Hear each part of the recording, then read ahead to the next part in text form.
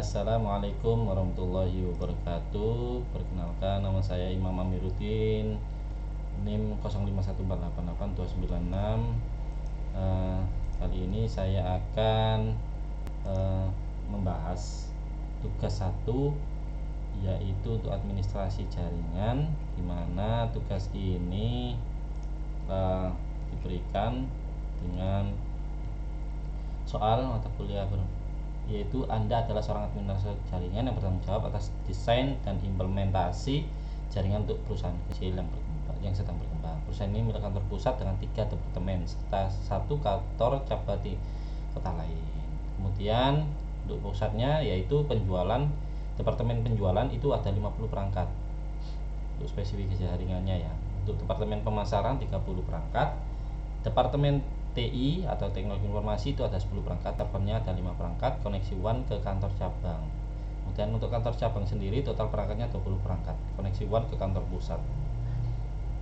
Dan ini ada koneksi ya antara WAN ke kantor cabang, sedangkan kantor cabang juga koneksi ke kantor pusat. Untuk alamat IP yang tersedia yang disediakan yaitu 192.168.10.0/24. Nah, untuk rancang skema subnetting yang efisien berdasarkan blok alamat IP yang tersedia, yaitu tadi ya, tentukan subnet masknya, alamat jaringan, alamat broadcast, dan tentang alamat IP yang digunakan untuk setiap subnet, sales, marketing, TI, server, kantor cabang, dan WAN link. Pastikan alokasi IP mendukung kebutuhan perangkat saat ini serta menyediakan ruang untuk pertemuan di masa depan. Oke.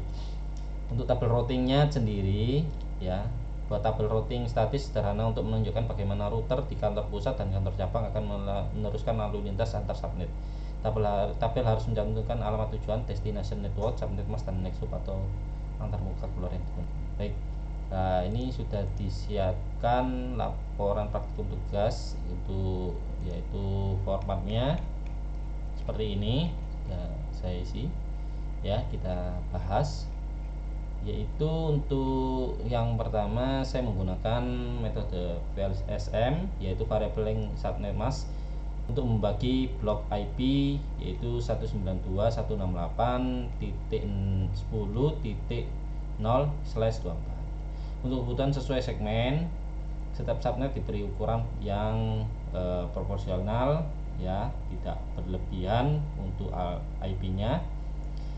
Kemudian untuk routingnya kita gunakan ya, ini routingnya kita gunakan statis ya, dimana router kantor pusat yaitu mendaftarkan router eksplisit, sedangkan router cabang cukup menggunakan default router.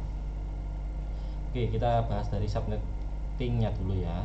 Tabel subnetting yaitu kita harus kenali dulu rumusnya. VLSM yaitu 2 pangkat berapa yang paling kecil ya dari tapi masih bisa menampung host ini lebih dari ini ya, host yang di setiap divisi. Contoh di sini ada kebutuhan hostnya 50, maka kita ambil 2 pangkat 6. 2 pangkat 6 itu kalau di total ada 64. 2 pangkat 6 adalah 64. Nah, kemudian kita kurangi dengan network address dan broadcast address. Jadi ada 62 usable range ya untuk alamat IP-nya. Jadi ini rentang penggunaan IP-nya itu mulai 192.168.10.1 sampai .62. Nah, kebutuhan hostnya 50, maka ini lebih ya, bisa dipakai. Kemudian sama pemasaran 30 di sini juga ya. Kita pokoknya ambil yang mendekati kebutuhan host ya. Itu untuk yang pemasaran 30 ya, teknologi 10, hanya 10, kantor cabang hanya 20, server ada 5, WAN link ada 2. Baik. Lalu jadi prefixnya di sini untuk yang penjualan itu /26 ya. Ini dilakukan untuk semua segmen ya. Jadi lakukan penghitungan subnetnya. Jadi cari yang terbesar dulu ya, bloknya sampai yang terkecil. Kemudian kenapa urutannya subnet begitu? Karena teknis VLSM setiap segmen diberi blok IP kebutuhannya, jadi nggak ada satu ukuran untuk semua. Hasilnya lebih hemat IP dan masih ada sisa ya, seperti itu. Kemudian untuk routing statis, ini kita lanjut ke routing statis ya. Router hanya tahu jalan ya, ini bisa jalan routernya kalau diberi tahu secara split ya. Subnetnya langsung di direct connect, tidak perlu diisi manual. Kemudian subnet yang ada di WAN ini subnet yang ada di WAN itu ditambahkan secara statis next hub berupa IP router di ujung WAN nanti untuk router pusat, kantor pusat. Jadi kantor pusat tahu semua subnet lokal, jadi langsung terhubung, jadi tak perlu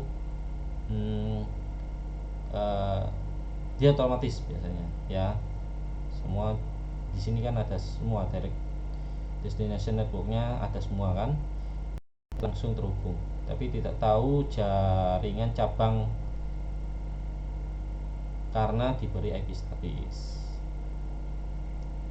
jadi tidak bisa ke kantor cabang ya karena diberi IP statis. Sedangkan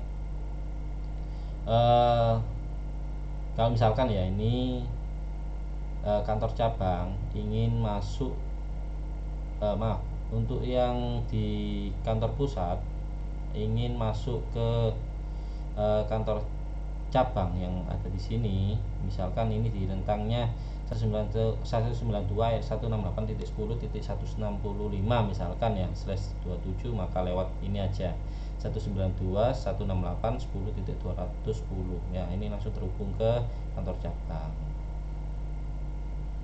Router cabang tahunya di lokal saja, untuk semua tujuan lain ke kantor pusat, ke internet ke pusat pakai default rute 192.168.209 ini 10.209 untuk masuk ke WAN ya. Jadi itu saja ya untuk hasil penghitungan yang seperti ini yang sudah saya isi dari tabel yang sudah disiapkan untuk tugas 1 administrasi jaringan. Kurang lebihnya saya mohon maaf. Wassalamualaikum warahmatullahi wabarakatuh.